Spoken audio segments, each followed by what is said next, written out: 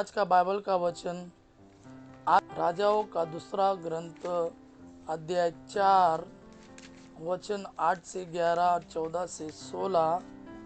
आज का दूसरा वचन संत पौलुस का रोमियो के नाम पत्र अध्याय 6 वचन 3, 4 और 8 से 11। और आज का सुसमाचार सन्मति के अनुसार अध्याय 10 वचन 37 से 42। राजाओं का दूसरा ग्रंथ अध्याय 4 वचन 8 से 11, 14 से 16। एलिशा किसी दिन शूनेम होकर जा रहा था।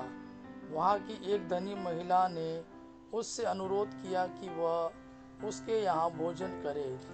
इसके बाद जब जब उसे वहाँ होकर जाना था तो वह उसके यहाँ भोजन करता था। उसने अपने पति से कहा, मुझे विश्वास है कि जो हमारे यहाँ भोजन करने आया करते हैं वह एक ईश्वर भक्त संत है।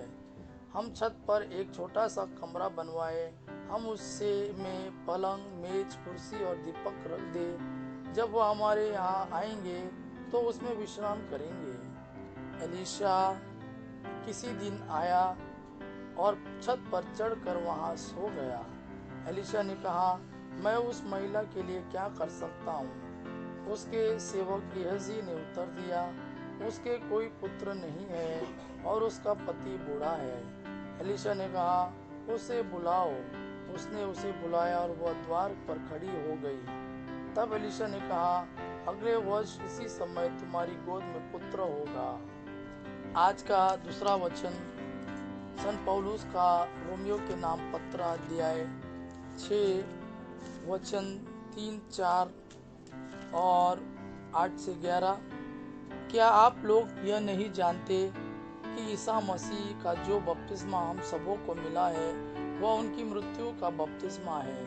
हम उनकी मृत्यु का बपतिस्मा ग्रहण कर उनके साथ इसीलिए दफनाए गए हैं कि जिस तरह मसीह पिता के सामर्थ्य से मृतकों में से जी उठे हैं उसी तरह हम भी एक नया जीवन जिए। हमें विश्वास है कि यदि हम मसीह के साथ मर गए हैं तो हम उन्हीं के जीवन के भी भागी होंगे, क्योंकि हम जानते हैं कि मसीह मृत्यु में से जी उठने के बाद फिर कभी नहीं मरेंगे।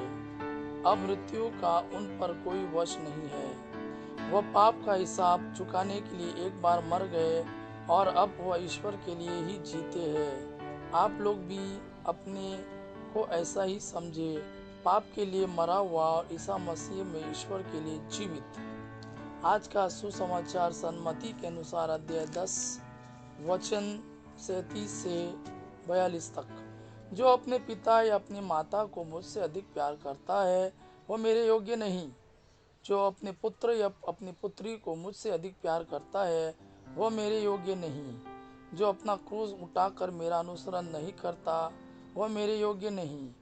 जिसने अपना जीवन सुरक्षित रखा है वह उसे खो देगा, और जिसने मेरे कारण अपना जीवन खो दिया है वह उसे सुरक्षित रख सकेगा।